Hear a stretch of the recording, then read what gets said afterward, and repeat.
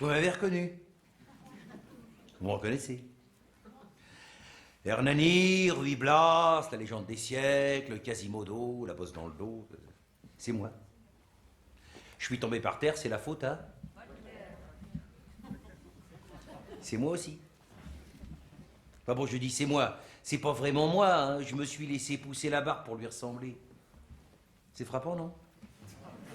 Vous leur ressemblez à Victor Hugo, ou alors il faut beaucoup l'aimer. Et moi, cet homme, je l'aime, je l'admire, il me passionne. Sa vie, c'est comme un roman. C'est drôle d'ailleurs comme on s'est rencontrés tous les deux la première fois. C'était chez lui, place des Vosges. Moi, j'étais jamais rentré dans sa maison. Et puis là, dans le salon, j'ai vu un buste, enfin une statuette en bronze posée sur un socle en bois. Je l'ai regardé, je le trouvais sympa, je me suis approché, puis j'ai mis la main dans sa barbe, comme ça, vous voyez. Et la statue, elle a bougé d'avant en arrière. J'ai eu peur, je me suis reculé, je me suis dit, mais c'est pas possible, c'est un signe, il me parle ou quoi? Finalement, c'est le plancher qui était pas droit. Mais moi, ça m'a bouleversé, hein. Je suis rentré chez moi, j'ai tout de suite eu envie de savoir qui il était, ce qu'il avait fait, ce qu'il avait écrit. J'ai été frappé du golite. Souvent, les gens ils me demandent, mais pourquoi tu l'aimes comme ça? Qu'est-ce qui te plaît en lui? Bon, faut dire que j'en parle souvent, hein. Ce qui me plaît en lui, c'est sa pensée, c'est un humaniste. Il vit en moi.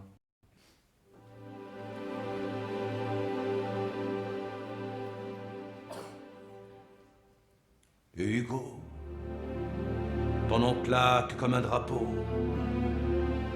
Hugo, ta voix au-delà du tombeau.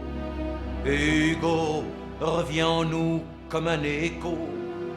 Hugo, Esmeralda, Quasimodo. Hugo, des personnages collent à la peau. Hugo, 4 lettres comme un flambeau. J'ai besoin de ton âme pour mieux me sentir vivre.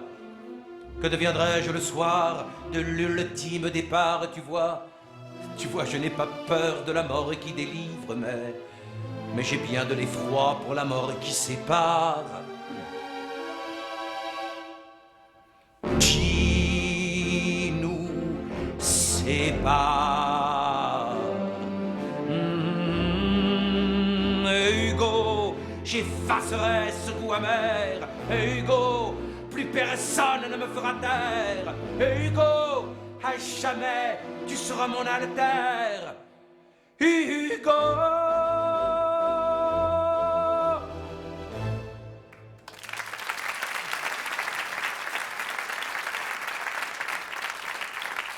Ce qui est extraordinaire avec lui, c'est qu'il note tout, mais tout, dans les moindres détails. Il veut qu'on sache. Un jour, enfant, place de Grève, il était avec sa maman. Et il a vu une scène, mais horrible, qu'il n'a jamais oubliée. Il y avait une femme qui était là, les épaules nues, en sang. Elle criait, elle se débattait, enfin, elle demandait grâce. Et soudain, il voit le bourreau sortir un couteau, mais un énorme couteau de boucher, comme ça, et il cisaille le cou de la malheureuse que la guillotine n'avait pas complètement tranché. Alors bon, la tête tombe, la foule crie, mais Hugo, lui, il pleure. Toute sa vie, il va lutter pour l'abolition de la peine de mort. Ça a été son premier vrai grand combat. L'inviolabilité de la vie humaine est le droit des droits. L'échafaud est un crime permanent.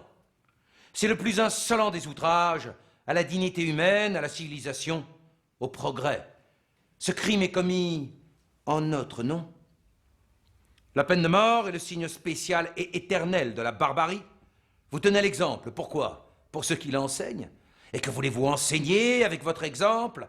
Qu'il ne faut pas tuer. Et comment enseignez-vous qu'il ne faut pas tuer? En tuant. À l'Assemblée, pour convaincre ses détracteurs, et ils étaient nombreux, il emploie des arguments absolument incroyables. Il avait été jusqu'à calculer le prix que coûtaient chaque année les bourreaux en France pour en déduire qu'avec cet argent, on aurait pu engager et payer je ne sais pas combien de milliers d'instituteurs. Un jour, à la tribune, personne ne l'écoutait. Alors il va lever le bras comme ça, puis il va désigner un Christ qui est accroché au fond de la salle et il leur dira « Vous voyez, devant cette victime de la peine de mort qui est là, qui nous regarde, qui nous entend, moi, Victor Hugo, je jure, devant ce gibet où il y a 2000 ans la loi humaine a cloué la loi divine, que je me battrai toute ma vie pour l'abolition pure, simple et définitive de la peine de mort. Vous ne l'abolirez peut-être pas aujourd'hui, mais n'en doutez pas, vos successeurs l'aboliront.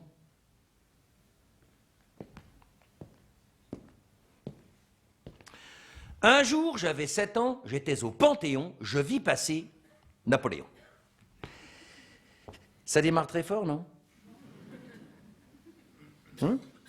Sans ces 2 premiers vers, prometteurs. Hein. Vers l'âge de 10 ans, il va partir à Madrid avec sa maman et ses 2 frères pour joindre son père. Il est militaire, le père général. C'est l'aide de camp de Joseph Bonaparte. Alors à cette époque-là, l'Espagne est envahie, c'est la guerre civile, et pour y aller, il faut 3 mois. Il parle couramment la langue du pays, bien sûr, il l'a apprise pendant le voyage.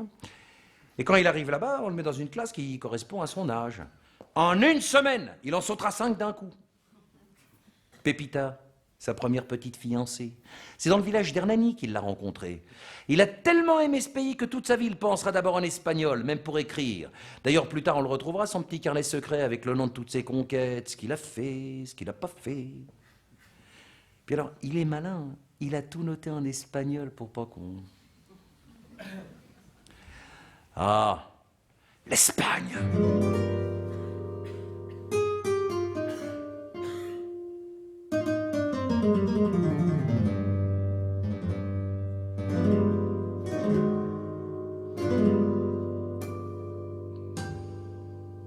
Où sont les jours de mon enfance? Ah, je voudrais tant vous raconter. Ah, nous menions une vie d'errance, carrosses et chemins défoncés, carrosses et chemins défoncés. Où sont les jours de mon enfance? Et le palais Mascherano. Ah, nous vivions dans des salles immenses, avec mon père ce héros, avec mon père ce héros. De Ruy Blas Torquemada, ma vie n'est faite que d'une parole, et une partie de moi reste là, je me sens aussi espagnol. Hernani, c'est un village de mon enfance. Hernani, c'est ma bataille, ma délivrance. Hernani, de l'Espagne jusqu'à la France. Hernani, tu as fait ton chemin en moi. Et tu vois, je ne t'oublie pas. Hernani.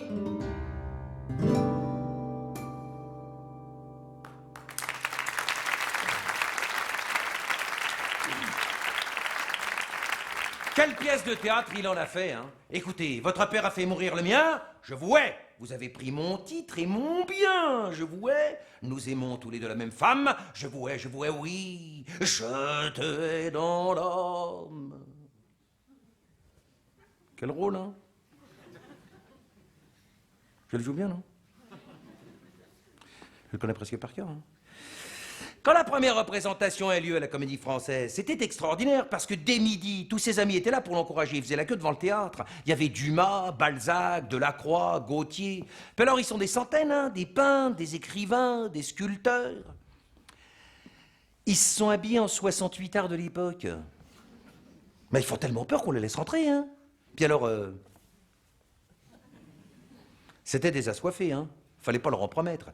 Ils avaient apporté des bouteilles de vin rouge et du saucisson à l'ail pour patienter.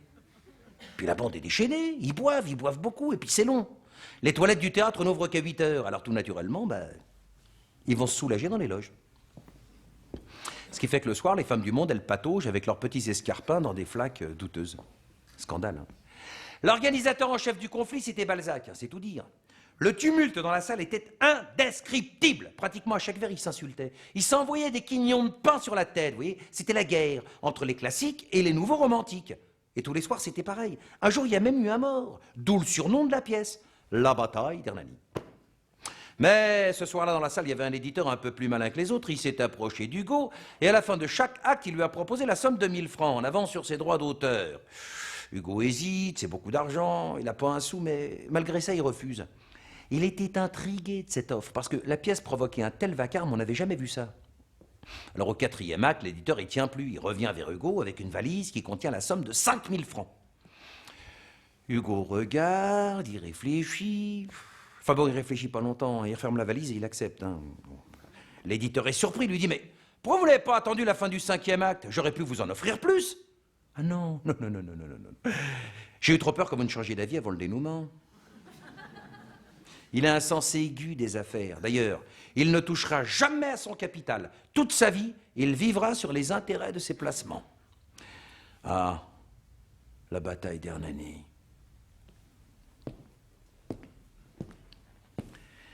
Sur son cahier d'écolier, il avait écrit « Je veux être Chateaubriand ou rien ». Ce sera Chateaubriand. D'ailleurs, ils vont même se rencontrer, oui, parce que le grand homme voulait absolument féliciter ce jeune poète à qui l'Académie française venait de décerner un prix. Il s'en souviendra de cette rencontre. Il l'avait reçu chez lui, nu comme un verre, en train de se laver, puis alors le plus naturellement du monde, il lui avait dit « Je m'en vais, vous arrivez, enfant sublime ». Du Chateaubriand, quoi. Bon, la suite, on la connaît, hein, c'est de la haute voltige, hein, c'est du Janson, c'est du Prévert, ça ronronne comme du Audiard, c'est subtil comme du Guitry et dialogué comme du Blondin. Messieurs, vous êtes en haut, c'est bien. Il faut croire que Dieu a ses raisons pour cela. Vous avez le pouvoir, l'opulence, la joie, le soleil immobile à votre zénith, l'autorité sans borne, la jouissance sans partage, l'immense oubli des autres. Soit. Mais il y a en dessous de vous, en bas, quelque chose. Je viens vous apprendre une nouvelle. Le genre humain existe. Je suis celui qui vient des profondeurs, je suis l'avocat des désespérés, je plaide les causes perdues, je ne suis qu'une voix. Le genre humain est une bouche. Et j'en suis le cri.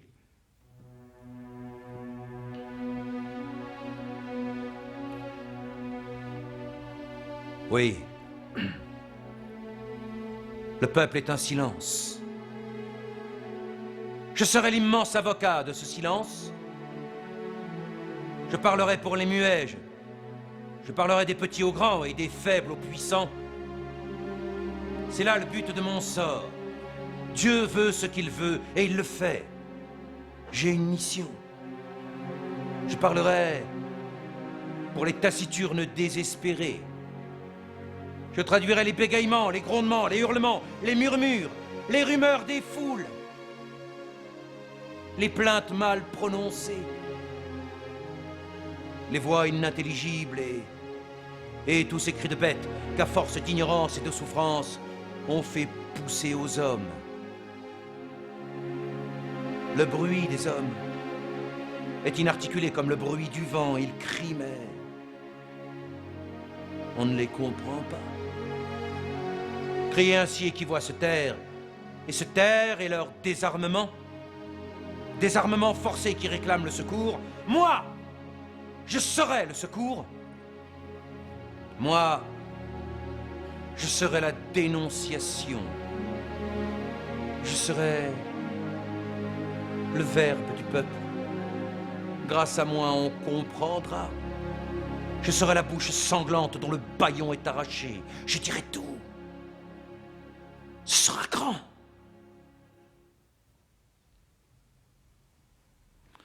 Bon, ça a été très très grand, hein. Lumineuse, ça vient du ciel, ça coule en lui. Il écrira 111 000 vers de poésie, 10 pièces de théâtre, des romans incroyables. À 35 ans, il est officier de la Légion d'honneur. À 39, académicien. Et à 43 ans, le roi le fait pair de France. Tout est précoce chez lui. D'ailleurs, à 15 ans, il est déjà amoureux, secrètement fiancé. Elle s'appelle Adèle Fouché. Et voyant à quel point ils sont inséparables, les parents de la jeune fille vont aller voir la maman d'Hugo pour essayer d'organiser le mariage. Ils s'entendront dire « Votre fille mariée à Victor ?» Mais enfin, vous n'y pensez pas. Elle est tout juste bonne à faire de la couture. Mon fils est un génie.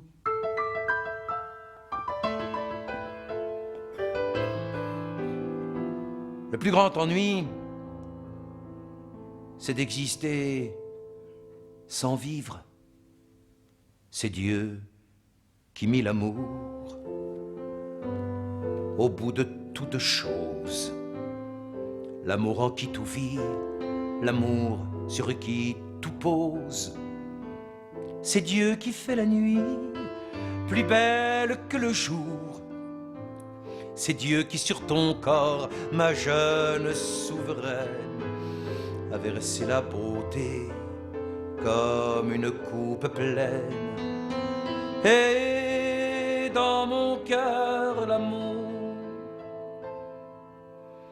Oh oui, bénissons Dieu dans notre foi profonde. C'est lui qui fit ton âme et qui créa le monde. Lui qui charme mon cœur, lui qui ravit mes yeux. C'est lui que je retrouve au fond de tout mystère. C'est lui qui fait briller ton regard sur la terre, comme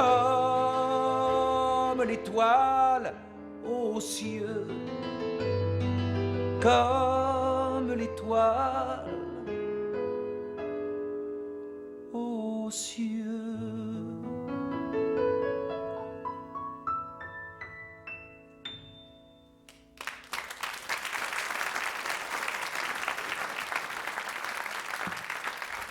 Et ça peut faire sourire, mais Hugo s'est marié vierge. Vous ne le saviez pas, ça, hein? Hein? Mais pourtant, c'est vrai, hein? On le sait parce qu'on sait tout sur lui. Enfin, presque, hein? Sur son journal intime, à la page Nuit de noces, vous savez ce qu'il a écrit? 9 fois!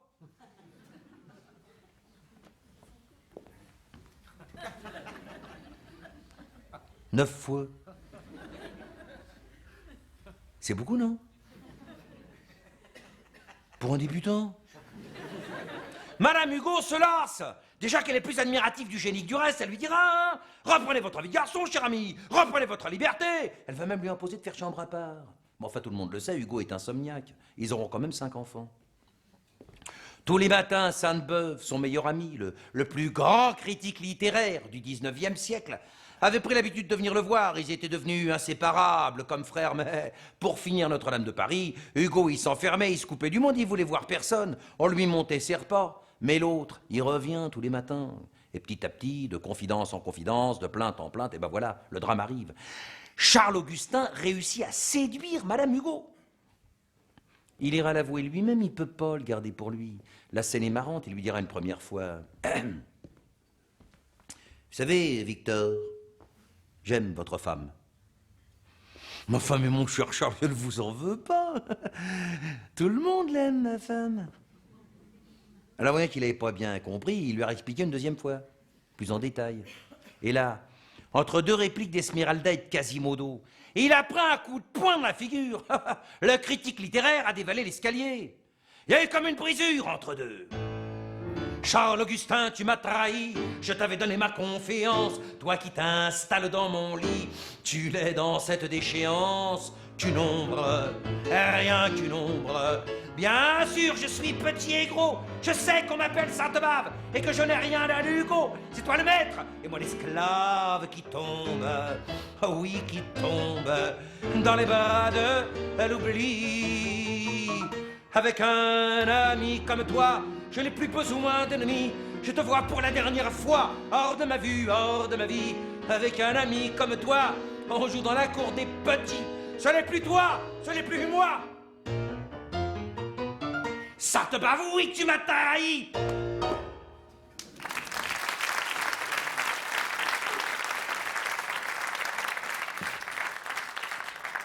Il a tellement de succès à cette époque-là, il est tellement connu que lorsqu'il assiste à la représentation de l'une de ses pièces, le public est déchaîné. Ils l'attendent dehors, ils détellent les chevaux, ils prennent sa calèche comme ça à dos d'homme et ils le transportent du théâtre de la Porte Saint-Martin jusqu'à chez lui, place des Vosges, en chantant.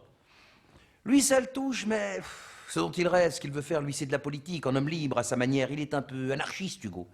Alors il va se faire élire député, et à l'Assemblée, il va les rendre fous. Il passera successivement du banc des royalistes à celui des centristes, pour finir chez les socialistes.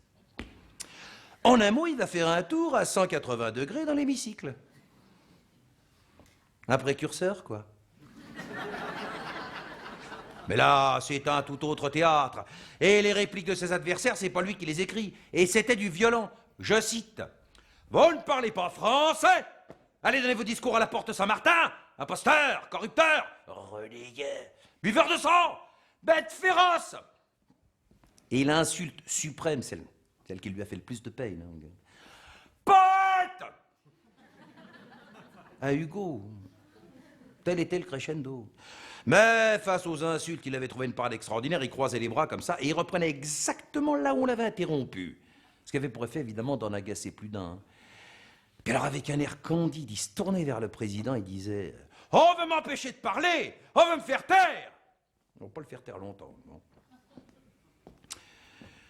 Hugo sera le premier à parler du droit de l'enfant. Au XIXe siècle, les enfants travaillent 72 heures par semaine dès l'âge de 6 ans. Il va se battre avec acharnement pour que les femmes puissent voter, pour l'abolition de l'esclavage, la liberté de la presse, le suffrage universel.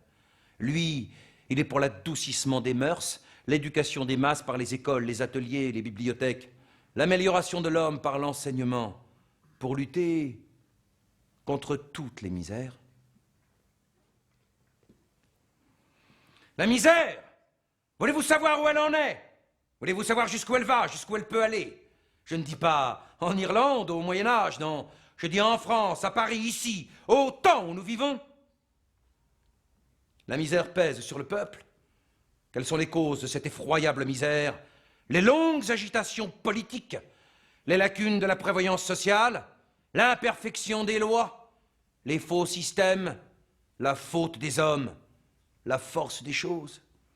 Cette misère, cette immense souffrance publique est aujourd'hui toute la question sociale, toute la question politique. Elle engendre à la fois le malaise matériel et la dégradation intellectuelle. Elle torture le peuple par la faim, elle l'abrutit par l'ignorance. Cette misère, il faut la combattre, il faut la dissoudre, non seulement parce que cela est humain, mais encore parce que cela est sage. Il faut détruire le faux socialisme par le vrai. Je ne suis pas de ceux qui croient qu'on peut supprimer la souffrance en ce monde, non. La souffrance est une loi divine. Mais je suis de ceux qui pensent et qui affirment qu'on peut détruire la misère. Remarquez-le bien, je ne dis pas diminuer, amoindrir, limiter, circonscrire, non. Je dis détruire. Je dis que notre société doit dépenser toute sa force, toute sa sollicitude, toute son intelligence, toute sa volonté pour que de telles choses ne soient pas. C'est l'anarchie qui ouvre les abîmes, mais c'est la misère qui les creuse. Nous avons fait des lois contre l'anarchie, qu'on fasse des lois contre la misère. Le travailleur veut être traité non comme un pauvre, mais comme un citoyen. Cette tête de l'homme du peuple, cultivez-la, défrichez-la, fécondez-la, moralisez-la, utilisez-la. Vous n'aurez plus besoin de la couper. Au lieu de couper les têtes, emplissons-les.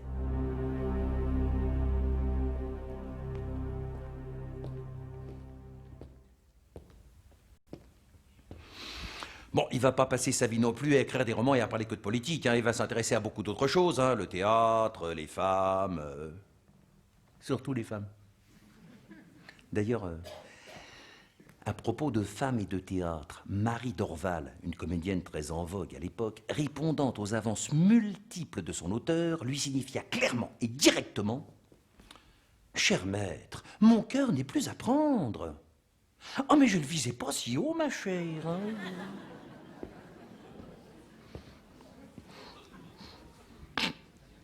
Pour en venir aux femmes, à part la sienne qu'il a épousée très jeune et qui lui sera infidèle, celle qui va bouleverser sa vie, c'est une jeune actrice très belle, elle a 26 ans. Elle s'appelle Juliette Drouet. Il la rencontre au théâtre de la Porte Saint-Martin lors de la répétition de l'une de ses pièces, et ce jour-là, elle est très en retard. Alors bon, le directeur lui fait une remontrance, mais elle s'en fout. Elle va directement vers Hugo, elle le regarde dans les yeux, puis elle lui dit « Vous savez, monsieur, je n'ai que 3 lignes. Mon rôle pourrait tenir sur un timbre-poste, mais je le jouerai quand même. » Il n'y a pas de petit rôle dans une pièce de Monsieur Victor Hugo. Petit rôle, petit retard. Alors là, il enlève ses petites lunettes vertes, non, parce qu'il a des problèmes de vue à ce moment-là. Et là, il la voit bien, il n'a pas besoin de... C'est elle qu'il va aimer. Ils vont rester ensemble pendant 50 ans. Par jalousie, les 12 premières années, il lui impose de ne pas sortir de chez elle et de ne pas ouvrir le courrier hors de sa présence. Elle le fera.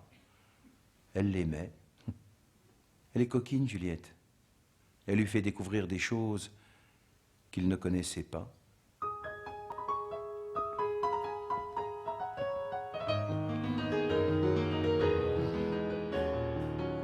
Juliette, c'est sa muse, son inspiration, sa complice. Puisque j'ai mis ma lèvre à ta coupe encore pleine, puisque j'ai dans tes mains posé mon front pâli, puisque j'ai respiré parfois la douce haleine de ton âme parfum dans l'ombre ensevelie, puisqu'il me fut donné de t'entendre me dire les mots où se répand le cœur mystérieux,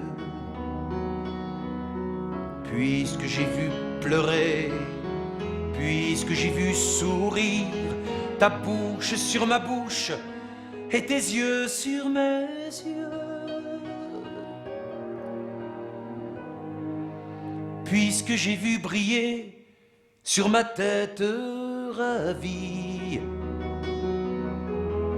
un rayon de ton astre, hélas, voilé toujours, puisque j'ai vu tomber dans l'onde de ma vie une feuille de rose arrachée à tes jours.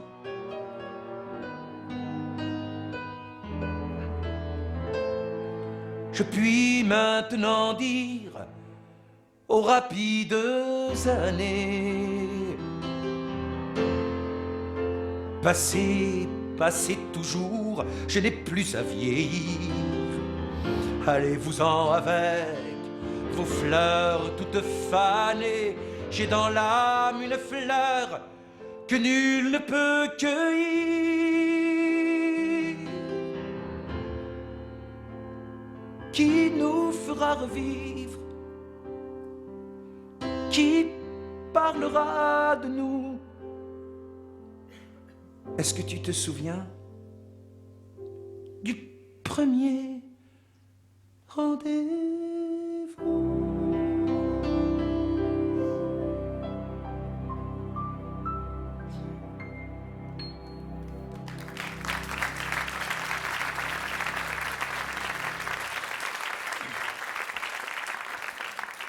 Bon, ce qu'il a du mal à digérer, c'est qu'elle a des dettes. Alors des dettes énormes, il va mettre des années et des années à les rembourser. Juliette est très dépensière. Puis alors en plus de ça, elle est jalouse, elle le fait suivre.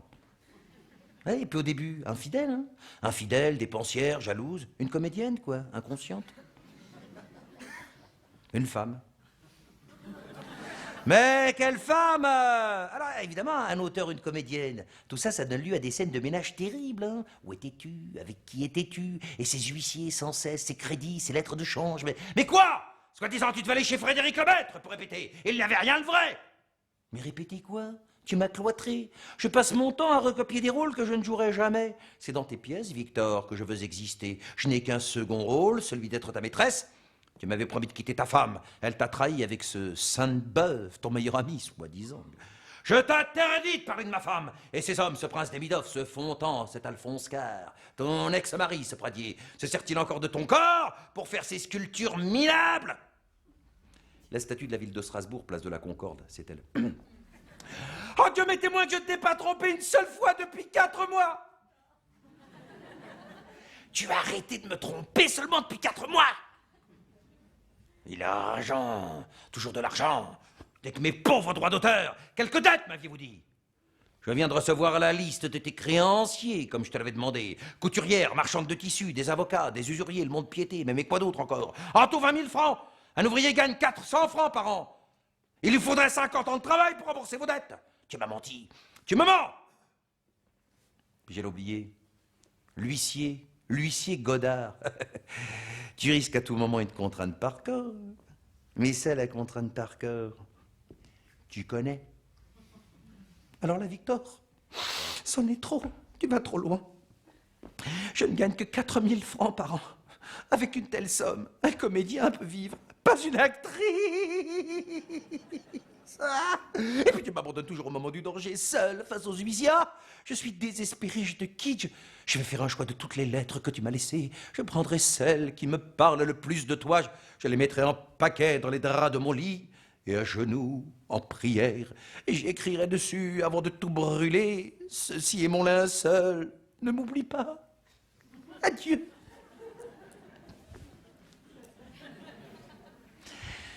Il y en a une qu'elle va garder sur elle jusqu'à la fin. Elle se la relisait souvent.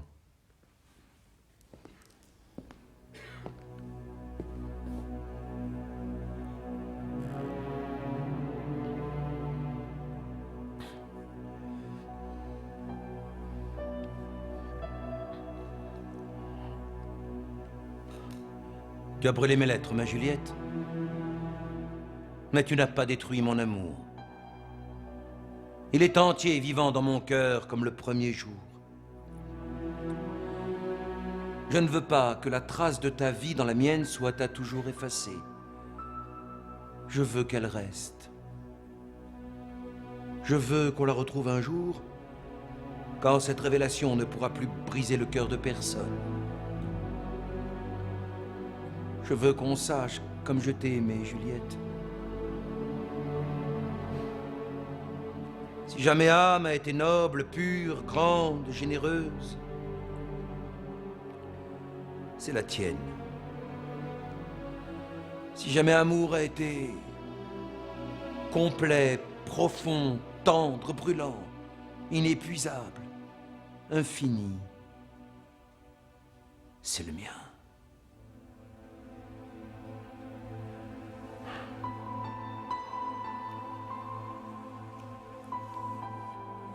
Le 26 février 1802, je suis né à la vie. Le 17 février 1833, je suis né au bonheur dans tes bras.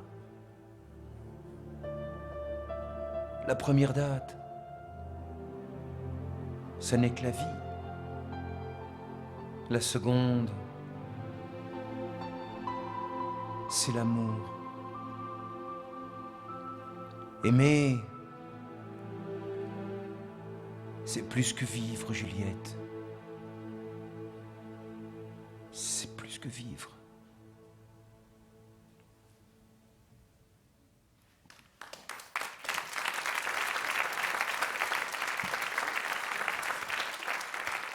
Un jour, je m'en souviens, je relisais leurs lettres. Enfin, pas toutes, parce qu'elle lui en a quand même écrit 27 000. Hein. Et alors, ça m'a tellement touché que j'ai voulu aller au cimetière de Saint-Mandé, relire l'épitaphe qu'il avait fait graver sur la pierre tombale de Juliette.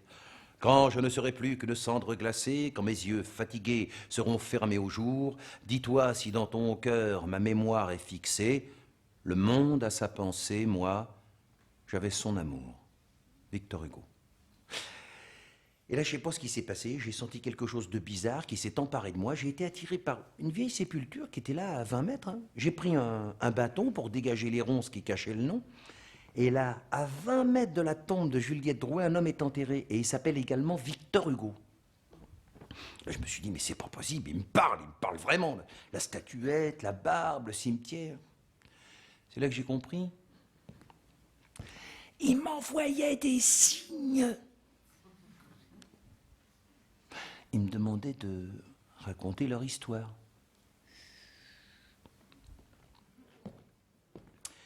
À propos d'histoire, au XIXe siècle, les Français sont très difficiles à gouverner.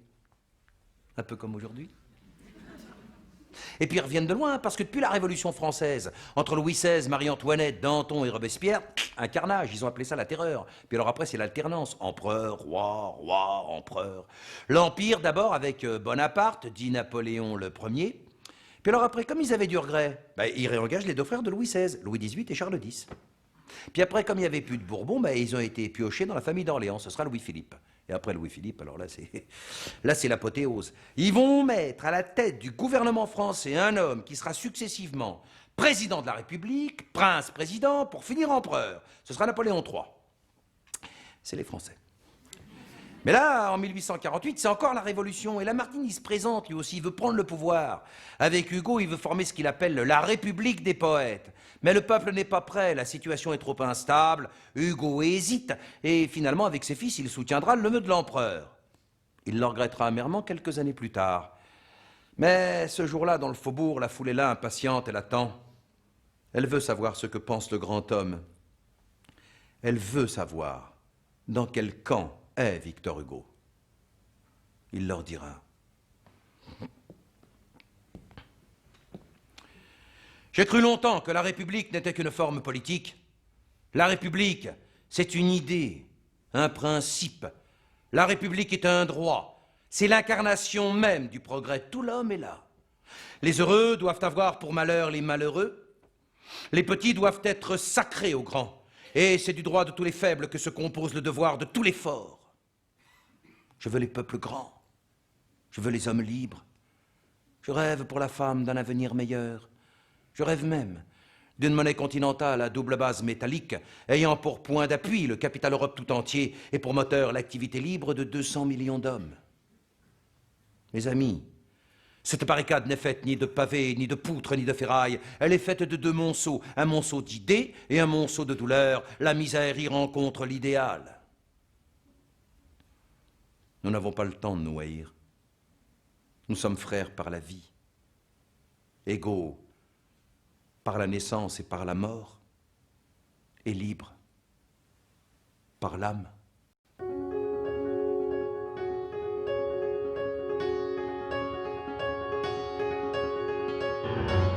Frère, le temps n'est plus où j'écoutais mon âme se plaindre et soupirer comme une faible femme. Mon ami Lamartine rêve d'un monde plus beau. Et moi, Victor Hugo, j'ai les mêmes idéaux. Sur cette bannière rouge et sur ce drapeau blanc, et puisque dans tes veines coule du sang bleu, l'oriflamme tricolore, elle ne sera plus néant. Fasse que ces trois couleurs nous rapprochent de Dieu. Bleu, blanc, rouge, ma patrie est partout où rayonne la France. Bleu, blanc, rouge, et son génie éclate avec un rêve d'avance.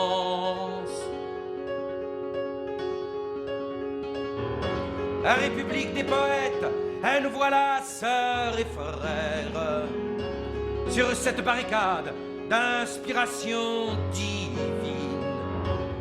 Tu vas te faire au peuple devenir populaire. Un jour nous serons prêts, comme le rêve Lamartine. Bleu, blanc, rouge, tous les peuples du monde vont entendre ce cri. Bleu, blanc, rouge, le mien est liberté, et c'est là mon pays.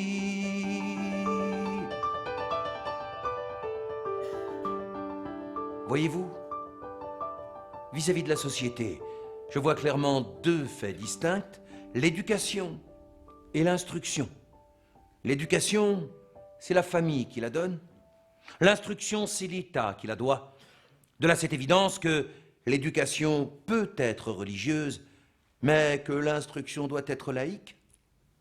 En effet, sur cette terre d'égalité et de liberté, tous les hommes respirent le même air et le même droit. Avez-vous voté? Oui? Vous avez épuisé votre droit. Tout est dit. Quand le vote a parlé, la souveraineté s'est prononcée. Il n'appartient pas à une fraction de défaire ni de refaire l'œuvre collective. Vous êtes citoyen. Vous êtes libre. Votre heure reviendra. Sachez l'attendre. En attendant, Parlez, écrivez, discutez, enseignez, éclairez. Éclairez-vous, éclairez les autres. Vote. Ne te bats plus.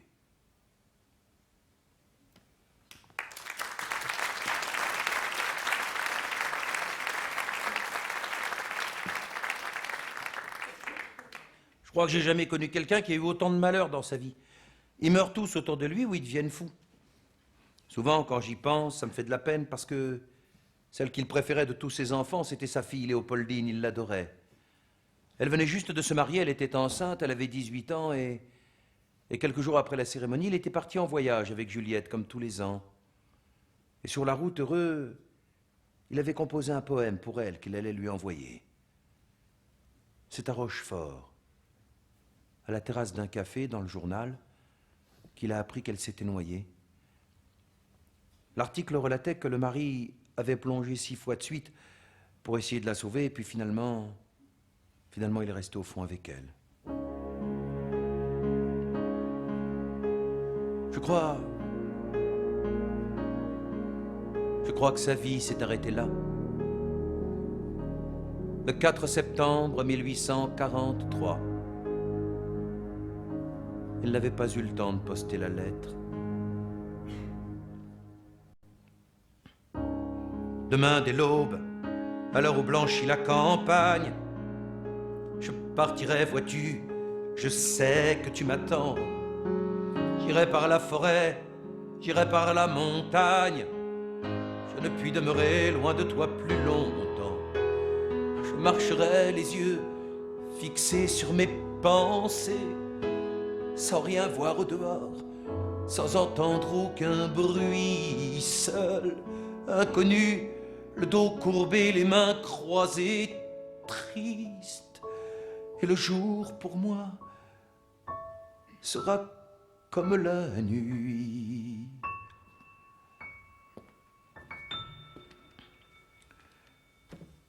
Aimer, c'est plus que vivre.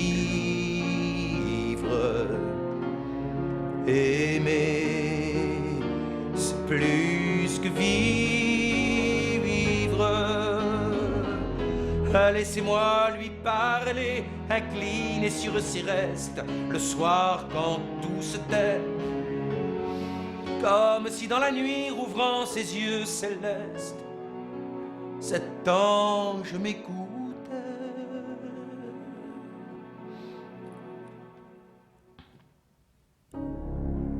Je ne regarderai ni l'or du soir qui tombe, ni les voiles au loin descendant vers Harfleur.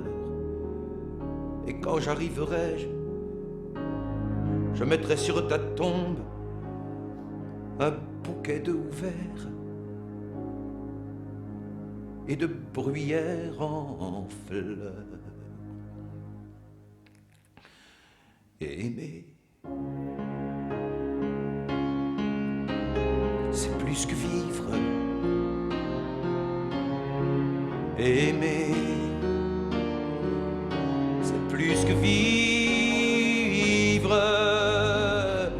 Maintenant, oh mon Dieu, que j'ai ce calme sombre de pouvoir désormais voir de mes yeux la pierre où je sais que dans l'ombre elle dort pour jamais.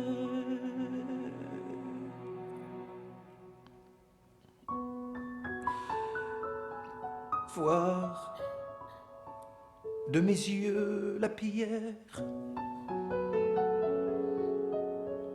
où je sais que dans l'ombre elle dort pour jamais.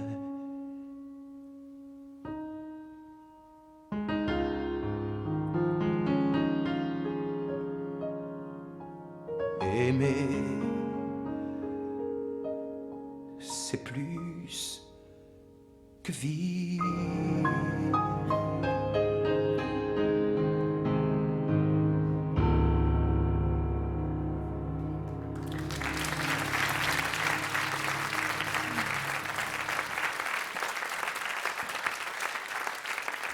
Après la mort de sa fille, Hugo est un homme brisé. Il n'a plus goût à rien. Juliette le pousse à finir Les Misérables et il lui faudra 20 ans. Elle s'était attachée à son roman peut-être encore plus que lui. Chaque soir, elle lui parlait de ses personnages. Elle lui disait « Et Cosette, elle fait pas trop de bruit dans ton cerveau, mon totor ?» J'y pense comme dans l'attente d'une petite fille réelle que nous n'aurons jamais. J'aimerais être à l'intérieur du livre, tu sais. Alors, pour lui faire plaisir, il a daté la nuit de noces de Marius et de Cosette au 17 février 1833, comme la leur. Dès sa parution, le livre a eu un succès considérable. Les gens faisaient la queue dès 6 heures du matin devant les librairies, cassaient les vitrines. Tout le monde voulait lire Les Misérables, les bourgeois, les ouvriers. Dans la cour des usines, par exemple, ils tiraient au sort pour savoir qui est-ce qui allait garder le bouquin, parce qu'ils pouvaient en acheter qu'un. Alors, il y avait un bonimenteur qui montait sur une caisse.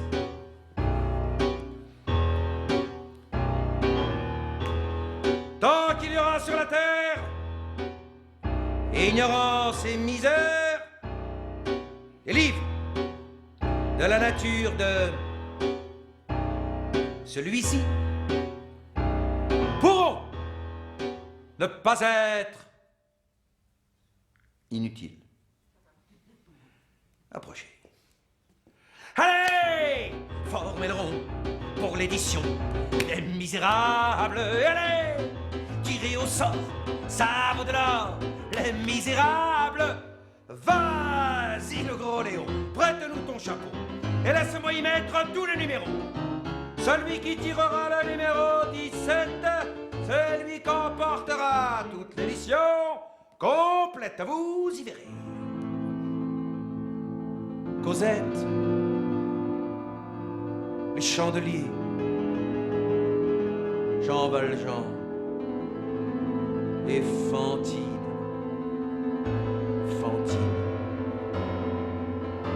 Allez, que l'assistance tente sa chance pour Les Misérables. Comment? Le petit René, il a triché, le misérable. Bon, on est bien d'accord. Celui qui gagnera devra laisser les autres le lire une première fois. Il me reste 3 bouts de papier, messieurs, dames. Dépêchez-vous. J'en demande 3 sous. 3 sous, oui. C'est pas beaucoup. Vous y verrez. Javert, le pervers, Thénardier, Gavroche et Marius, le beau Marius. Et en prime, vous apprendrez, ça c'est terrible, que la nuit de noces de Marius et de Cosette, le 17 février 1833, c'est sa vraie histoire d'amour avec Juliette. Allez, formez le rond pour l'édition des Misérables. Allez, tirez au sort, ça vaut de l'or. Les Misérables, allez, que l'assistance tente sa chance pour Les Misérables. C'est vous, monsieur, madame, c'est lui qui gagne. Les Misérables.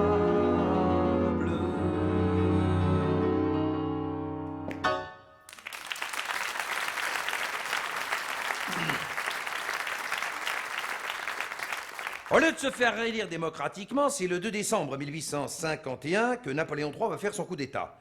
La veille à l'Assemblée, voyant venir le coup, Hugo avait déclaré « Ce que nous demandons à Monsieur le Président, responsable de la République, ce que nous attendons de lui, ce n'est pas qu'il tienne le pouvoir en grand homme, mais qu'il le quitte en honnête homme.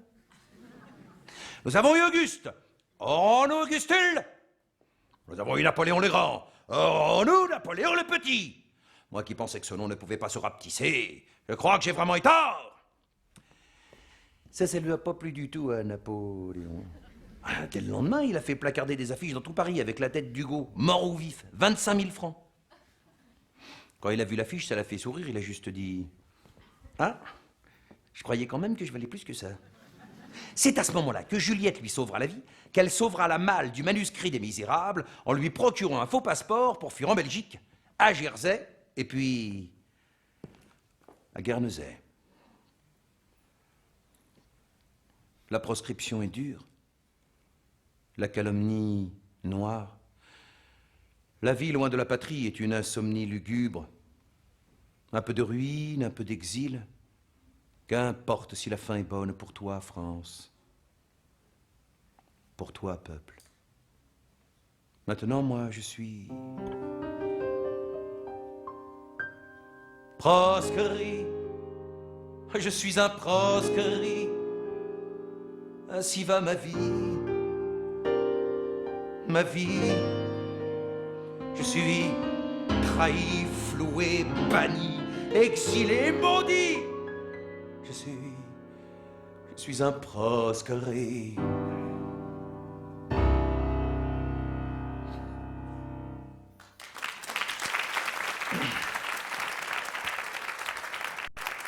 Il ne le sait pas encore, mais cet exil va durer 19 ans. Mais finalement, à Guernesey, il est très heureux. Il a repris ses petites habitudes. Il apprend le français à sa manière, à des petites bonnes qui viennent d'Angleterre. Juliette habite juste en face de chez lui. Tous les matins, elle lui fait un petit signe pour voir s'il a bien dormi. Enfin, s'il a bien dormi là. Toutes les semaines, il avait pris l'habitude de servir à manger à une quarantaine d'enfants pauvres. Je crois qu'avec sa grosse barbe, il leur faisait un peu peur. Ce qu'il aime par-dessus tout, c'est se mettre en scène devant l'objectif de son fils Charles. Vous savez, la fameuse photo là sur le rocher. Ah, et puis le soir, avec toute la famille, ils font tourner les tables. Alors évidemment, chez les Hugo, les interlocuteurs, c'est Jésus, Socrate, Mahomet, Shakespeare, Molière. Avec Molière, par exemple, ça donne du... Toc toc. Qui est là? Molière.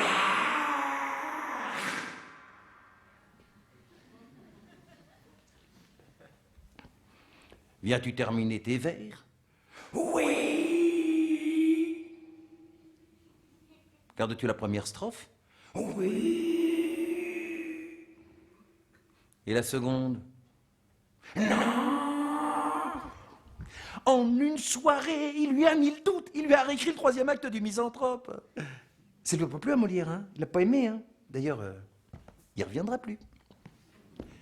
Les années passent, Louis-Napoléon permet à tous les proscrits de rentrer en France. Bien entendu, Hugo refusera s'il n'en reste qu'un. Et pendant ce temps-là, dans les cabarets, il y a une petite chansonnette qui circule. Elle est signée Sainte-Bave, qui répand son fiel. Il traite Hugo d'orgueilleux, de forte tête.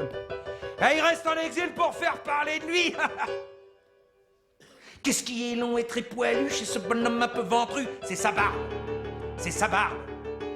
À Paris déjà, il nous rasait, maintenant qu'il est à Guernesey, il nous barbe. Il nous barbe. Moi, je travaille comme un fou pour rentrer à l'académie. Lui, il a 3 poils sur les joues et tous les gens crient au génie. Jaloux. Je suis à bout, je suis à bout, je suis à bout. Ah, il me rend fou, il me rend fou, il me rend fou, il me rend fou. Ah, il avait tout prévu, sauf qu'un jour, sauf qu'un jour, sauf qu'un jour, sauf qu'un jour. Sauf qu'un jour, moi, je le ferai cocu.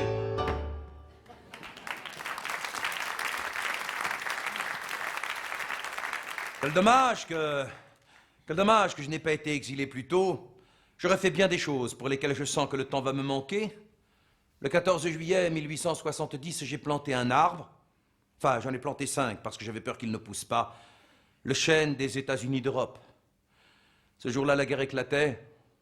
Dans 100 ans, mon arbre sera grand. Et la paix régnera sur l'Europe, l'Europe entière. La paix universelle. C'est tout cela que nous avons voulu. Et nous l'aurons. Laissons tomber la nuit sur les hommes de nuit. La fin des guerres ne s'obtient que par la fin des haines. Le sang se lave avec les larmes, pas avec le sang.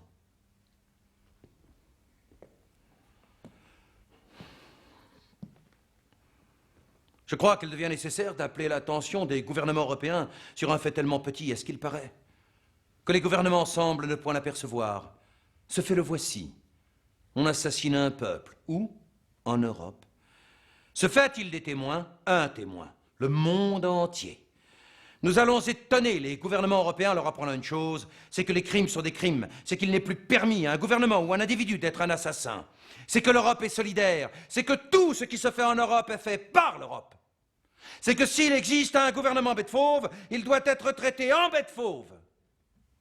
C'est qu'alors qu'il est tout près de nous, là, sous nos yeux, on massacre, on incendie, on pille, on extermine, on égorge les pères et les mères. C'est que les chiens mangent dans les rues le crâne des jeunes filles violées. C'est que tout cela est horrible.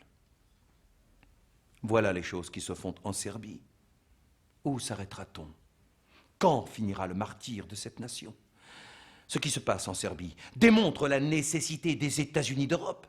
Finissons-en avec les empires meurtriers, muselons les despotismes et les fanatismes. Est-ce donc si difficile la paix? Ce que les atrocités de Serbie mettent hors de doute, c'est qu'il faut à l'Europe une nationalité européenne. En un mot, les États-Unis d'Europe, c'est là le but, c'est là le port. Ceci n'était hier que la vérité, grâce aux bourreaux de la Serbie. C'est aujourd'hui l'évidence. Ne nous lassons pas de répéter ce cri, plus d'échafaud, mort à la mort, déshonorons la guerre. Oui, la guerre est mise en accusation. Si tuer est un crime, tuer beaucoup n'en peut pas être la circonstance atténuante. Que si voler est une honte, envahir ne saurait être une gloire. Proclamons les vérités absolues, non. La gloire sanglante n'existe pas. Non, ce n'est pas bon et ce n'est pas utile de faire des cadavres. Non, il ne se peut pas que la vie travaille pour la mort, non. Ô mère qui m'entoure, il ne se peut pas que la guerre, cette voleuse, continue à vous prendre vos enfants. Un jour viendra où la guerre paraîtra absurde et sera aussi impossible entre Paris et Berlin, Londres et Vienne, qu'elle serait impossible aujourd'hui entre Rouen et Amiens, Toulouse et Lyon. Un jour viendra où il n'y aura plus d'autre champ de bataille que les marchés s'ouvrant au commerce et les esprits s'ouvrant aux idées. Français, Anglais, Belges, Allemands, Russes, Slaves. Européens en somme. Européens, enfin. Depuis 6000 ans, la guerre plaît au peuple cœur et l'heure, et Dieu perd son temps à faire les étoiles et les fleurs. On pourrait boire aux fontaines,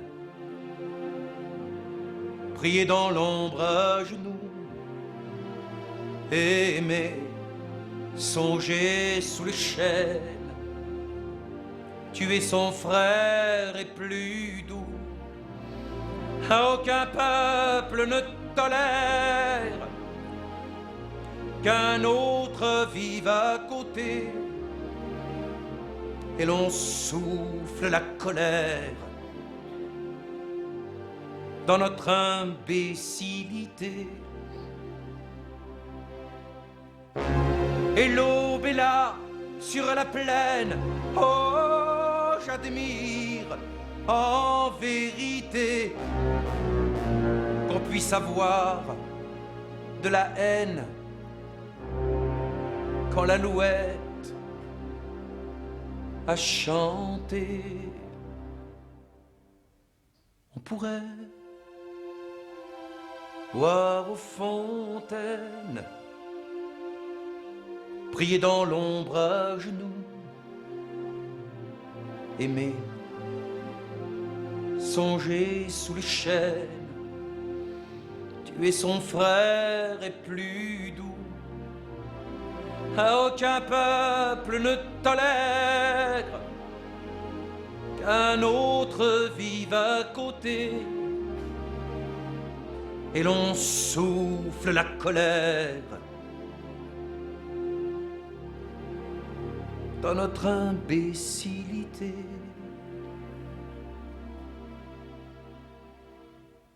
On pourrait boire aux fontaines, prier dans l'ombre,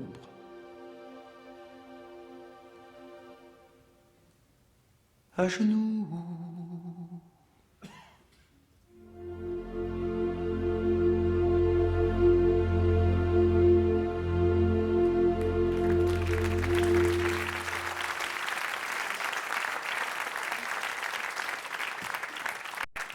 Hugo a toujours eu la réputation d'être un homme à femme. Bon, ben, faut dire, cette réputation, elle est vraie, hein. Il avait des formules implacables, hein. L'homme a reçu de la nature une clé qui lui permet de remonter sa femme toutes les 24 heures. Est-ce un os?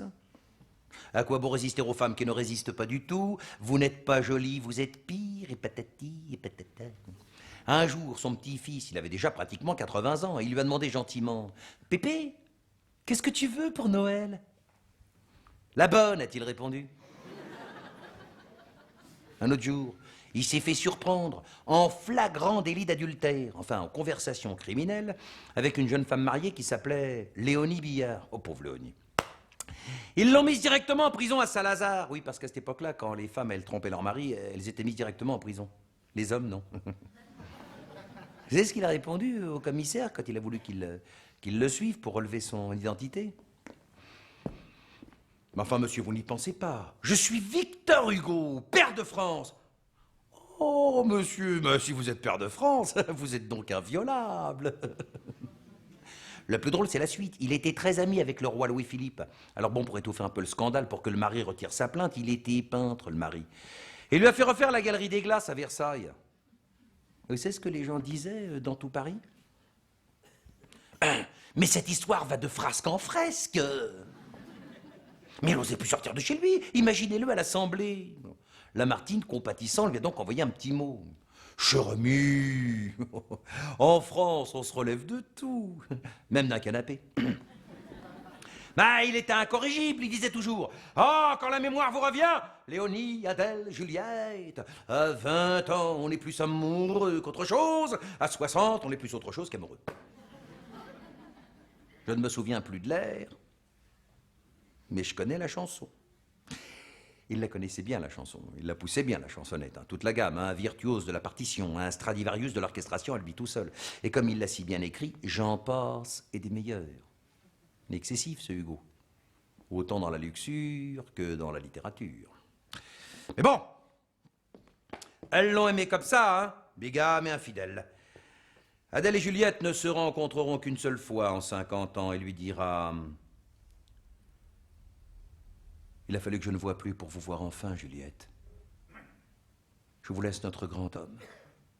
C'est une force qui va.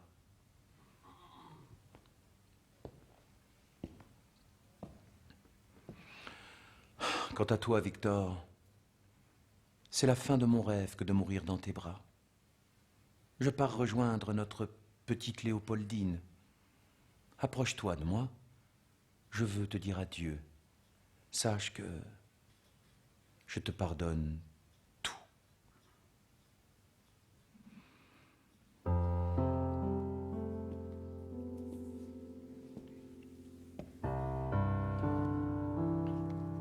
Oh Adèle,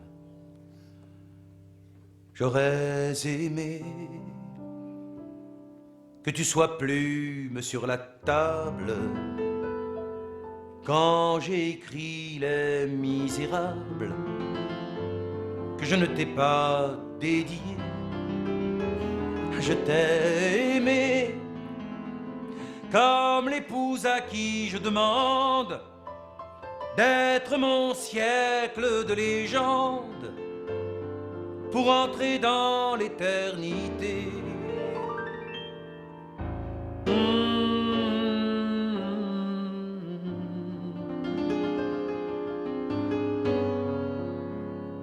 Pour entrer dans l'éternité.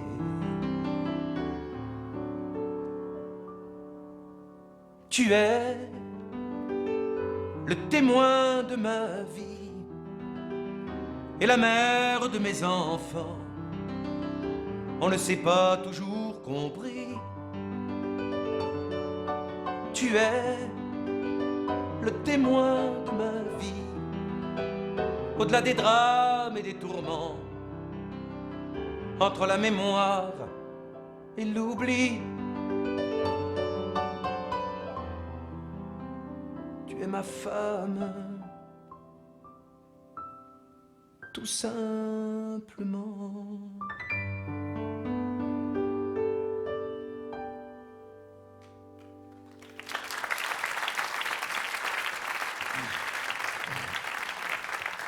En 1870, face aux Prussiens, c'est la défaite, l'anéantissement total de l'armée française. Hugo décide de rentrer à Paris. À la gare du Nord, une foule immense l'attend. Elle le porte en triomphe. Il leur dira « Vous me remboursez en moins d'1 heure près de 20 ans d'exil. » Sa notoriété est telle l'étoile, qu'on débaptise une avenue autour de l'étoile pour lui donner son nom. C'est d'ailleurs comme cela qu'on lui écrit Victor Hugo en son avenue.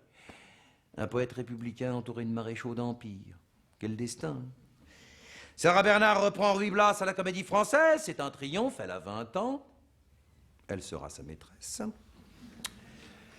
Ah, j'aime les imaginer tous jeunes quand ils arrivaient chez lui pour déjeuner. Balzac, Dumas, Lamartine, Gautier, Chopin, qui devait...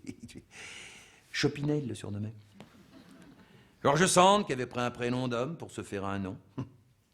Nous, quand on va au restaurant, on demande 12 huîtres. Mais pour Hugo, Dumas ou Balzac, c'était un sang d'huîtres.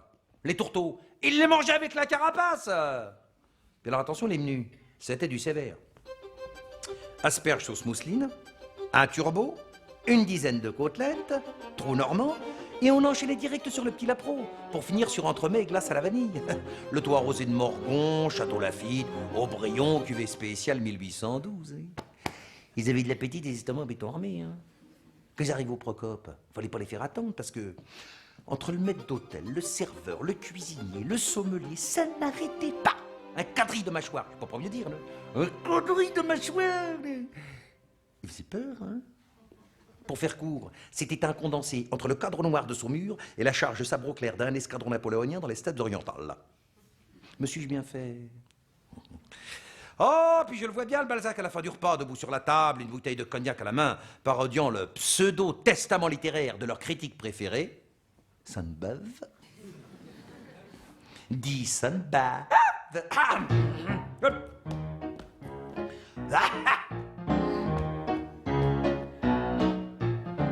Avez-vous vu Balzac et la grosseur de son style? L'inhumaine comédie ramène tout à son nombril.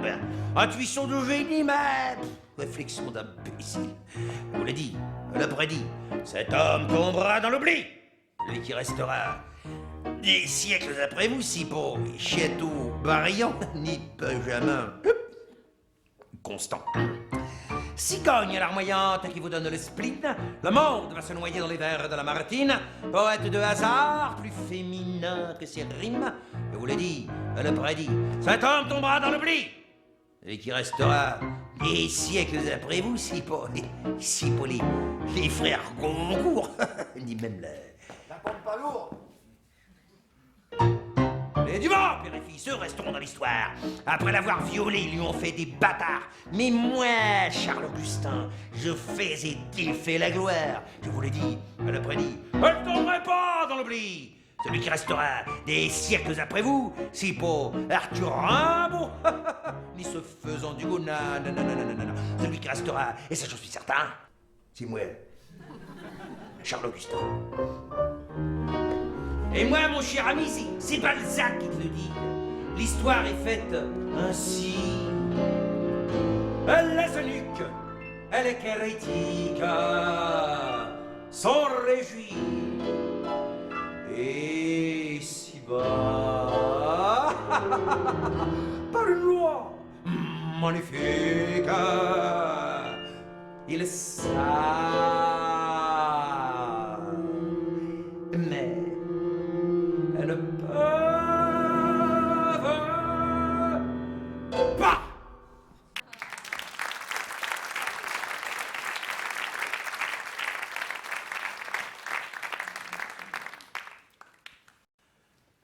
Ah, Juliette, que d'ombre, que de lumière. 50 années de vie commune. Doute de tout, doute des hommes, doute de Dieu, mais ne doute pas de mon amour. Sois tranquille. Si mon nom vit, ton nom vivra.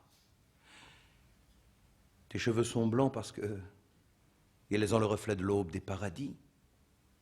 Il y a du ciel en toi, à l'infini, Juliette.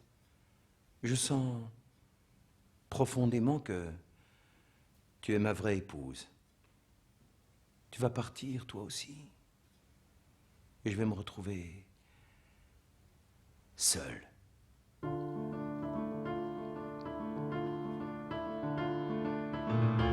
J'ai bien assez vécu, puisque dans mes douleurs, je marche sans trouver de bras qui me secourent.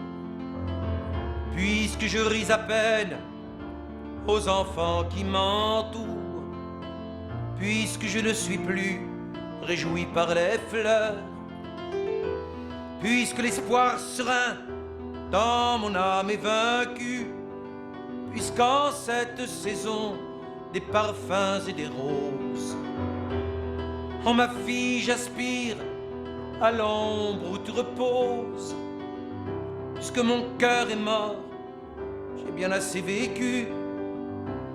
Je n'ai pas refusé ma tâche sur la terre, mon sillon le voilà, ma gerbe la voici. J'ai vécu souriant, toujours plus adouci, debout mais incliné du côté du mystère. J'ai fait ce que j'ai pu, j'ai servi, j'ai veillé. Et j'ai vu bien souvent qu'on riait de ma peine.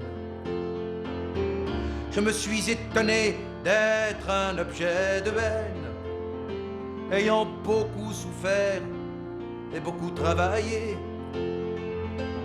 Dans ce bagne terrestre où ne s'ouvre aucune aile, sans me plaindre saignant et tombant sur les mains, morne, épuisé, raillé par les forçats humains, j'ai porté mon chaînon de la chaîne éternelle. Maintenant mon regard ne s'ouvre qu'à demi, je ne me tourne plus même quand on me nomme. Je suis plein de stupeur et d'ennui comme un homme qui se lève avant l'aube et qui n'a pas dormi. Je ne daigne plus même, en ma sombre paresse, répondre à l'envieux dont la bouche me nuit. Oh Seigneur, ouvrez-moi les portes de la nuit, afin que je m'en aille et que je disparaisse.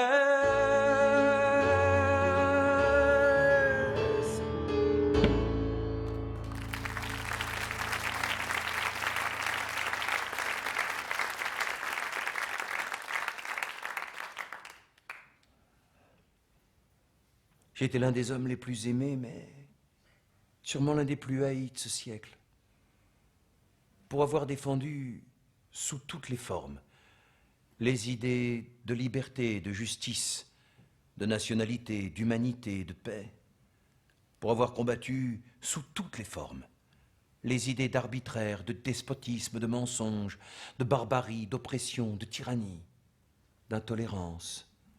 Je suis, aux yeux de la bourgeoisie, un monstre.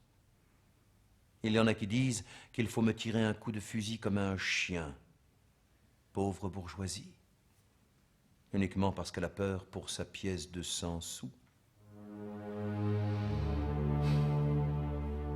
Ce n'est plus la peine. Je m'en vais.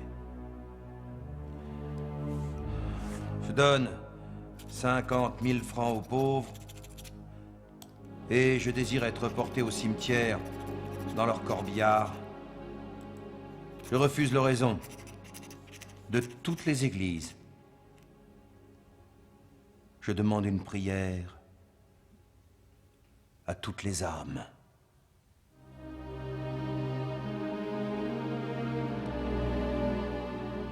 Je vois de la lumière noire. On m'a laissé seul. L'abandon, c'est le destin des vieux. C'est ici que commence le combat du jour et de la nuit. Je crois en Dieu.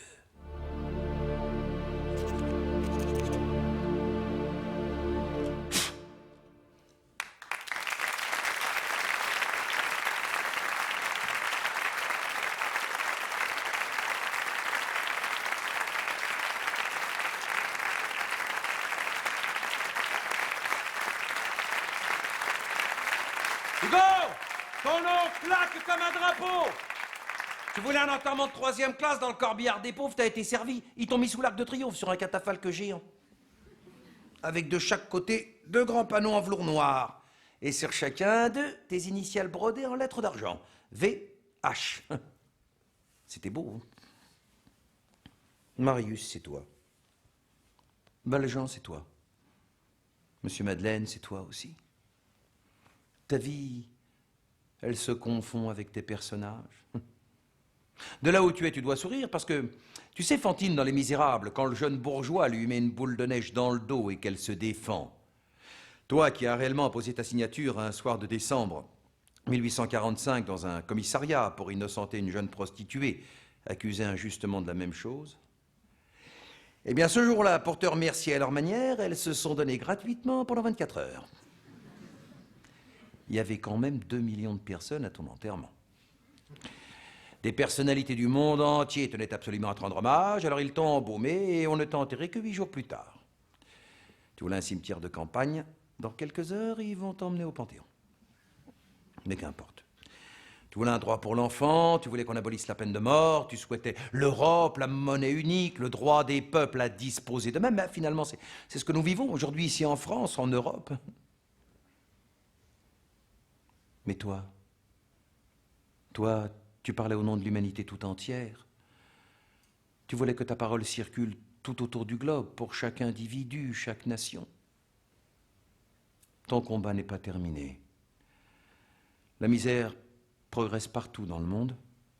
La peine de mort persiste dans bien des endroits sur la planète.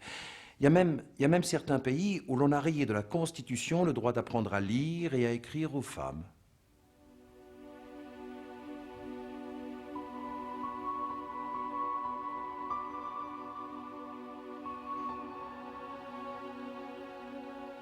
Le 29 septembre 1854, tu as écrit « Vous me réveillerez en 1940, vous me réveillerez en 1960, vous me réveillerez en 1980 et vous me réveillerez en l'an 2000. » C'est ce que je fais.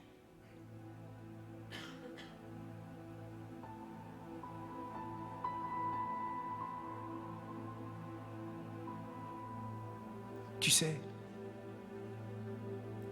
je suis fier d'avoir pu raconter une partie de ta vie. Ça n'a pas été une mince affaire. Ça m'a pris 10 ans.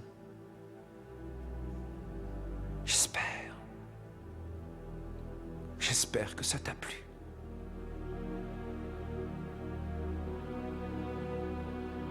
Ta devise, c'était aimer, c'est agir. Et je crois que s'il n'en reste qu'un, tu es bien celui-là. J'ai mené des combats contre l'intolérance, affronté ici-bas les très hauts de la France. Je suis un anarchiste, un révolutionnaire, et j'ai pour les racistes une haine incendiaire. Je subsiste debout face à la barbarie. On m'a couvert de boue et glorifié aussi. Avec un cœur d'airain, j'ai été hors la loi, en bravant le destin d'un Napoléon III. Et si le n'en reste qu'un, je serai celui-là.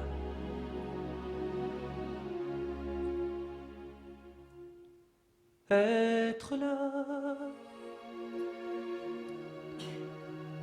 2 siècles après, pour voir de près ce que les hommes ont fait.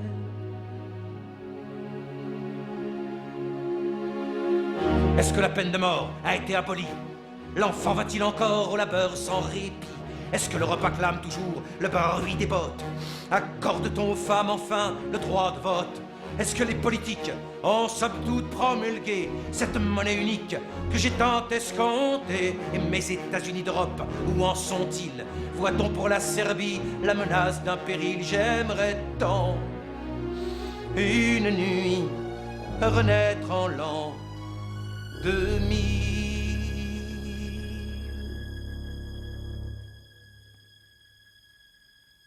Être là, 2 siècles après, pour voir de près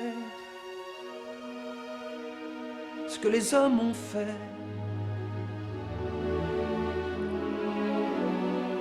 Je me fous des insignes, je préfère l'échafaud. Il y a, entre mes lignes, tant et tant d'idéaux, que je persiste et signe.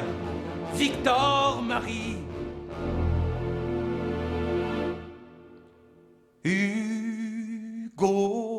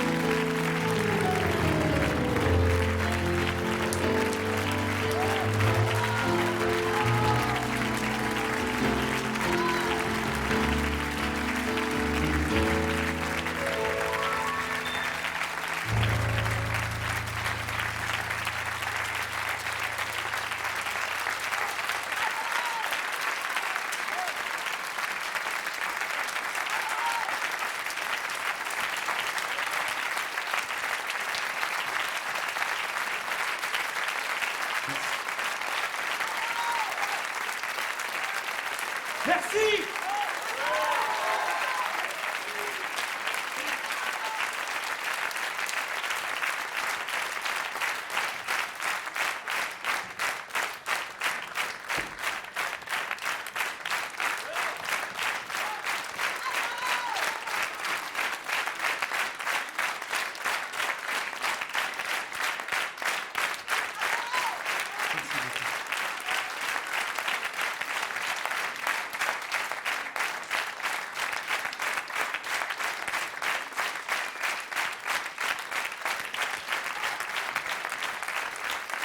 À bientôt!